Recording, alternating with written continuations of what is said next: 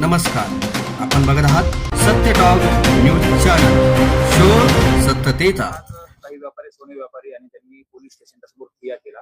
तर एका व्यापाऱ्याच्या संदर्भामध्ये धमकी देऊन त्याच्या प्लॉटवरती ताबा घेतला आणि धमकी दिली, जीवे मारण्याची धमकी दिली. त्याच्या निषेधार्थ आज व्यापारी रस्त्यावरती उतरले होते आणि विशेष पोलीस स्टेशनच्या समोर त्यांनी क्रिया केला होता. म्हणजे हिंमत वाढली, सामान्य माणसाची हिंमत वाढली, गरीब माणसाची.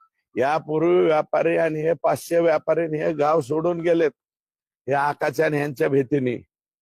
मग यादी देतो, यादी पण आलेली आहे माझ्याकडे, पण जरा 5 तारखेपर्यंत थांबा. 6 तारखेला बाईट देतो आणि यादी पण देतो, कोण कोण लोक कुठे गेलेले.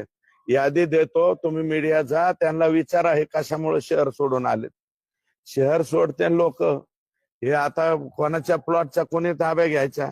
मी एक स्टेटमेंट केलं ना, ते कोणता डॉक्टर दुसऱ्याच्या एका लेडीच्या घरात त्याच्या जागेवर घर बांधतोय, आता सुद्धा बांधतोय. म्हणजे अजून परळी नगरपालिकेचा तो जो शिव आहे त्याला अक्कल आलेली नाही की ते काम थांबवावं म्हणून बोगस कामं चालू ठेवतोय. आणि मध्ये परळीला पूर आलता, पूर. यांनी परळीचे नाले सोडले नाहीत, नदी सोडली नाही, सगळ्यामध्ये अतिक्रमण करून बसलेत बर का.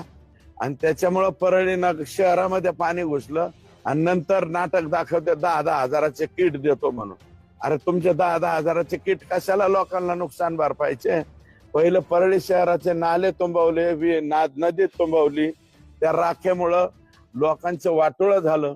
आणि काही काही राख सम्राट आहेत ना, यांचे घर आपला राज्यपाल महोदयाचा बंगला आहे ना त्याच्यापेक्षा सुद्धा मोठे. जरा जाऊन बघा तिथले काही राख्या. आणि माझं मत आहे इन्कम टॅक्स वाल्यांनी जरा परळीकडे लक्ष द्यावं. हे बाकीचे म्हणजे मोठाले आका बेका हे तर झालं यांचा कार्यक्रम आता, पण बाकीचे आकाच्या खालचे जे छोटे आका, त्याच्यापेक्षा छोटा आका, पिल्लू आका, टिल्लू आका, सुल्लू आका हे जे आहेत हे जरा शोधा म्हणा. यांचे बी राज्यपालाच्या मला एवढाले जर घर असतील तर मग अवघड आहे ना. मीडिया प्लॅटफॉर्मला लाईक, फॉलो आणि सबस्क्राईब करा. तसंच सर्व नोटिफिकेशनसाठी बेल आयकॉन प्रेस करायला विसरू नका.